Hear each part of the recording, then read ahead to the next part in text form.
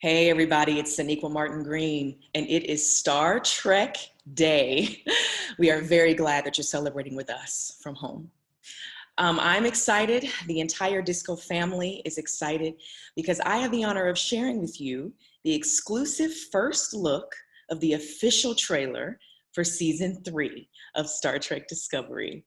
And with everything going on in the world right now, it's an honor to be a part of something that has hope and equality and unity at its center. And it's an honor to share it with you first. So without further ado, let's see what the crew has been up to. We traveled into the future. 930 years. A one-way trip. No going back. Welcome to Discovery, come in. Discovery, did you copy?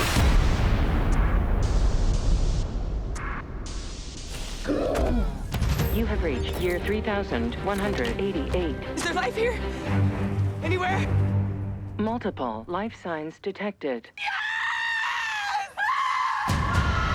We are completely disconnected, but we are also together. You know, from around these parts, the Federation mostly collapsed after the burn. What's the burn? The burn was the day the galaxy took a hard left. The Federation isn't just about ships. The Federation is its people.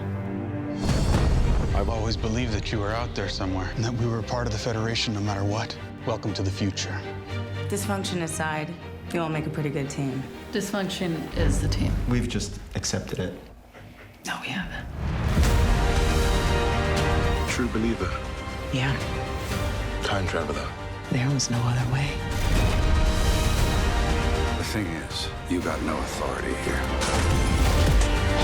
Let's show them who we are.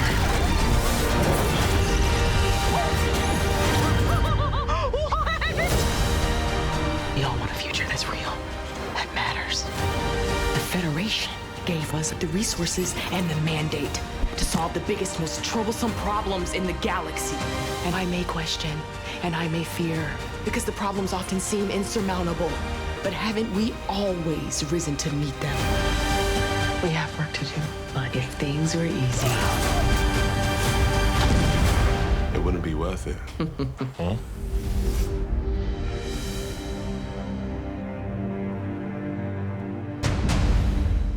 Thank you, Sonequa, for setting up that awesome trailer, and wow, I cannot wait to talk about this. So now I am joined by Star Trek Discovery's executive producers and co-showrunners Alex Kurtzman and Michelle Paradise, and I am also excited to introduce one of Disco's newest additions, actor David Ajala, who plays Cleveland Booker in season 3. Thank you guys for joining me. It's so nice to have you. Thank you. Pleasure. Before we dive into everyone at home, season 3 of Star Trek Discovery premieres October 15th on CBS All Access in the United States, airs on Bell Media's CTV Sci-Fi channel, and streams on Crave in Canada. And on October 16th on Netflix in 190 countries. That's a lot of countries. But thank you guys so much for making the time to chat with me today. So let's dive in with the most important question. What's your new favorite moment from that trailer? And also, was that a new logo I saw? It was a new logo. The logo that we did for season 1 had a variant that was very related to the Klingon storyline. Mm-hmm. And that started feeling less relevant to us in season 2 and certainly in season 3. So Michelle and I felt pretty strongly that we needed to change the logo now, since we are now jumping 1,000 years into the future. It needed a new look and feel. And that's it. And that's our look and feel. And your favorite parts of the trailers? I gotta know. The part where there are 2 parts that, well, 3 parts actually that. So actually, I'm not going to give you one answer. When Burnham screams, when she finds out that there's life here, I've seen the trailer. I don't know how many times, I've lost count of how many times I've seen the trailer as we've been working on it. And it gives me chills every single time we hit that moment. And then the moment where she's laughing as Book is doing the weapon against the guys. There are some very funny moments in the premiere surrounding that moment that are really fun. And then the moment of our heroes in the science lab with Reno and Stamets and Tilly. They're just so funny. So anyway. That's not 1, that's 3. David, what about you? Oh, there's so many, but that pure joy that we experience through Burnham, when she, knows that the moment is real and she celebrates that there's still hope, was massive. And just throughout the whole trailer, just the feeling of hope amongst the characters really resonated with me. Yeah, I think that I agree with my esteemed colleagues, and I feel like obviously the Federation is not where it was, and yet our characters enter into this timeline, and the whole season is about trying to bring it back. So you're into a world where it's very reflective of the world that we live in now, and I believe very reflective of Roddenberry's essential vision of optimism, that it is in the darkest times that we have to hold that beacon of light up to guide us back. And I think the trailer captures the tone and the feel of optimism and hope and keep climbing uphill, even when things are rough. Absolutely. For Alex and Michelle, to quote Burnham, I have to ask, what is the burn? Well, David said it's when the galaxy took a hard left. I mean, it's obvious, right? Like, yeah. Oh yeah, just that casual time. Is there any, without spoiling it, any little more information we can get from what is this catastrophic event? What happened to the Federation didn't happen because the Federation collapsed in on itself because there was disagreement or strife. That's not what happened. Federation was sort of strong as ever. And obviously something cataclysmic went down that changed everything. Lots to think about there. Again, for Alex and Michelle, at the end of season 2, we watched as Burnham and the Discovery crew were hurtled into the future. Why did you guys make the decision to go almost 1,000 years into the future for season 3? Michelle, you want to take it? Sure. It's an exciting prospect. It's an exciting opportunity to be beyond established canon and to get to see what a whole new world would look like. So, we spent a lot of time in season 2 in the midst of so much canon. And in addition to telling the stories of our heroes, telling the story of Pike, telling the story of Spock, filling in some of the blanks that we were all curious about after the original series. And so then to jump into the future and to know everything that came before and to be in a position where we could honor all of that and also have kind of fresh snow ahead of us was just a really exciting place to play story-wise. And for David, you're obviously here because you were playing Cleveland Booker. Let's talk a little bit about him. What is he like? Without, giving away too much, just what's the vibe? I think the main thing that was special about this character was his sense of purpose, and to find a sense of purpose that was bigger than himself that allowed him to continue living life. It was a backstory that I kind of loosely discussed with Michelle and Alex, but I tell you what, he's going to inject something special, and he's going to bring out something special in Michael Burnham, and Michael Burnham will do exactly the same thing for him. How does he come into contact with Burnham? Michael Burnham literally bumps into Cleveland Booker, and their first interaction, and I think it's quite romantic, is throwing cuffs and fists. Oh, God, that's what everybody wants. It's the most romantic way to meet, is just... That's the best way to do it. It's very sexy. I highly recommend 100%. Right off the bat, throwing hands. That's how you know you're made for each other. You're an equal match. I love to hear. Best way to break the ice, I assure you. Alex and Michelle, since we have heard David's view on Booker, how would you describe him? He is kind of your child in a sense, so how do you feel about Book? Having watched David's work, I think we had a very strong instinct that he was just going to be spectacular in the part. And what was so impressive to us starting in the first episode was how easily he just slipped right in. It was like he's been doing the show for a really long time. And the thing that was most beautiful to watch is his dynamic with Burnham over the course of the season, because Michael has had a series of very complicated relationships that never really allow her to, I think, flourish, a certain part of her to flourish. And we talked about the idea that she would need to meet her match in a way who seemed initially very, very different from her, right? Like, she is selfless, he is selfish, right? Is the easy binary. But over the course of the first episode, she comes to realize that, that's a very incorrect first judgment, and that, in fact, they have a lot more in common than she realized. And then we keep peeling that back over the course of the season. Yeah, just to add on to that, he's someone who was born into this new world that we come into. So while our heroes have the perspective of, 930 years ago when the Federation was strong and everyone knew what it was, he comes from this time that's very, very different. And so actually book helps become a window into this new world for us. He becomes kind of the eyes through which we see the everyday present for those who were born into this new future, and our heroes coming in with a completely different perspective. It's a really helpful way to have made that jump to the future, is to have that anchor for us in what David does with that character. Meanwhile, we saw the Discovery has crash landed. So how are they going to get it up and running again? Because the ship is, I've heard, pretty important to a crew. Yes, they crash land into a future, and something goes wrong with the ship that makes it basically impossible for them to get back in the air. So they have to step out into the world and see if they can find something to help repair the ship. And in so doing, they get their first taste of what's actually going on the planet. You, Alex and Michelle, touched a little bit earlier on the state of the Federation. You said it wasn't that the Federation crumbled, they were strong as ever, but something happened. So we know that Starfleet isn't what it once was by this point. Can you hint at all, without spoilers, about what might we see? At the top of the season, it is part of it is a mystery that Burnham needs to figure out. Where is the Federation? What kind of state is it in? And that's something that she and then our heroes on Discovery also need to figure out. And when we find it, we'll find that it's still in existence. It's just much diminished from what it was. They're very much kind of in survival mode. In a show that is already futuristic to us, how did you two, as showrunners, go about differentiating the look and feel of a universe that's now a millennium after the already future? We have an amazing, amazing team of designers and creators and artists on the show.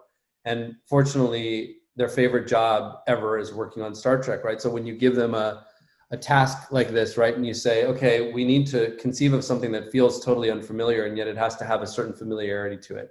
That's really exciting. It's a challenging proposition. So the world that Burnham walks into immediately feels like nothing you've seen in Star Trek before. Just seeing all of the different designs coming in and all of the different ideas was fascinating. And that's, it also goes to, because all of the folks that we work with are huge fans of Star Trek in general, they're familiar with all that's come before. And so even as we are pushing the envelope and going into this new future and finding new technologies and new ways of doing things and exploring all of that, it really is grounded in everything that has been on the previous shows. And speaking of new and shiny and interesting, Discovery is introducing a few new characters this season. Adira and Gray are two of them that we have glimpsed in the trailer. So can you guys talk about who they are, how they factor into the season, what's special about them? We meet Adira in episode 3 and we meet Gray in episode 4. And we can't tell you a whole lot about them because that would reveal spoilery things. Okay. But they do have a very unique and specific relationship. Gray is Trill, so there's a whole Trill mythology in Trek that we're going to be leaning into with this. And Adira has a particular backstory of their own that I can't say too much about, or it would reveal when we meet them and how and all of those things. But what I can say is that both of them are just incredibly exciting actors. It's so much fun to watch them work. Michelle, you actually touched on it. You mentioned the Trill, who obviously lived for many, many years throughout different hosts. So did that factor into why you wanted to introduce a Trill in a time that's so far flung from the Star Trek that we've seen currently? What's interesting about being 1,000 years ahead is that we can play them in new ways. So you may think that you know a particular species to be a certain way, and maybe 1,000 years later they're a little bit different than you might expect. But at the end of the day, I think it'll still feel very, very familiar. The Trill have always been a very interesting case study in questions of identity, because you're carrying so many different identities within one consciousness. And we explore that a lot with both characters. And it felt, for a show called Discovery, you always want to be applying that idea to all your characters, right? Everyone is constantly in a state of self-discovery. I can't get more specific than that without revealing anything. I'm being very careful about how I choose my words so that we don't spoil anything. But we can't wait for people to see it. You're just building up all of this hype. I'm so excited. Speaking of emotions, David, I understand that Book has a cat named Grudge. So can you talk a little bit about Grudge? Well, first I can say the Grudge is a queen. She is feisty. She's cute. She's cynical, cautious and wary of people. But when she embraces you and takes you in, she takes you in. Tough love. I've had to work my way up the ladder. Not only does Grudge sound like a perfect woman, that sounds like the perfect segue to give the fans at home a little glimpse at the real-life cat behind Grudge, Liu. So let's check it out. Everybody says that their cat can make a good set cat, but it does take a specific animal to be able to stay cool and calm and collected. Because when cats are done, they're done. Action. So I'm Leslie Lawrence. And I'm Michelle Smith. And this is Liu. We put out a casting call for a large cat for the show, and he's fit the bill. And so far, he seems to be a one-take wonder. He's a Maine Coon, and he's 2 years old. He's 25 inches long with the tail 40 inches. He's currently 18 pounds. Yeah, so the first thing with cats is they can spook easily, so we have to make sure that the environment that they're in, that we put them in, that they feel safe. The second thing is to try and get him to look exactly at the camera. So to do that with him, because he's pretty motivated with fast objects, and he seems to really like the tinfoil and the treat bag, so we kind of try and get him to make the eye contact that they want for the shot. Got it. Let's rescue the cat. Oh my goodness, I understand that, Liu. I too am motivated with tinfoil and cat treats. That's why I'm here today. That was my fee. For David, as a new member of this Star Trek family, and it is Star Trek Day, so actually happy Star Trek Day, everybody. What does it mean to you to join Discovery and the wider Trek community, who is really a Trek family? It's profoundly special. Like really, really special. So much so that I had reservations of joining it because I knew what I was signing up for. Like Star Trek, especially in a moment like this, right now in this moment, the many things that are happening in the world, there's so much uncertainty. There's pain, there's conflict, there's division. And for me, Star Trek has always been at the forefront of normalizing diversity, people being different, being embraced, the concept of hope. So shows like Star Trek, for me, shine so much more brightly, especially in times like now. And to be a member of that and to be part of that fabric of change is so rewarding. Oh, got me a little choked up there. That was a beautiful answer. And before I let you all go, Michelle, Alex, is there anything else you can, want, are dying to tell us about season 3, or just Star Trek as a whole? Anything you just want to end on? I'll let Alex wrap it up. I'll just say I'm really, really excited for people to see this season. Everyone has put so much of themselves into it, so much of their heart into it, and we're excited for it to finally be out in the world. Yeah, and I think to echo what both my friends here said, I think we all feel tremendously lucky to be able to work on this show particularly now, because as David was saying, there is so much pain in the world right now, and there's so much confusion. And in some ways, it feels like we're further apart from each other than ever. The fact that we're having this conversation all in separate rooms instead of together is proof of that.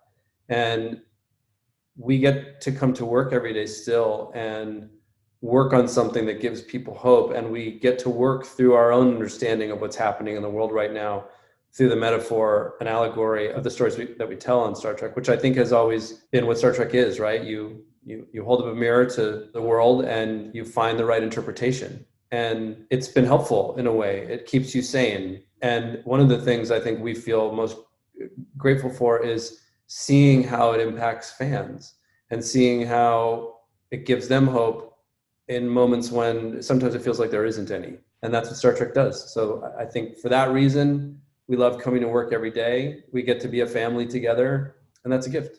Oh, so sweet. Thank you guys for ending on such an uplifting note. Thank you all so much for joining me to talk about Star Trek Discovery. Guys, it's been so much fun getting to talk to you. Yeah, thank you. Yeah. You were real smooth. Thank you. And again, Season 3 of Star Trek Discovery premieres October 15th on CBS All Access in the US, airs on Bell Media's CTV Sci-Fi Channel, and streams on Crave in Canada, and on October 16th on Netflix in 190 countries. Also, as a reminder, today on Star Trek Day, we are reviving our Star Trek United campaign, where you can pitch in and show support. For every person that tweets the hashtag Star Trek United Gives, CBS All Access will donate $1 to organizations who do the real-world work of championing equality and social justice and the pursuit of scientific advancements. All what Star Trek is about. So thanks so much, and happy Star Trek Day, everybody!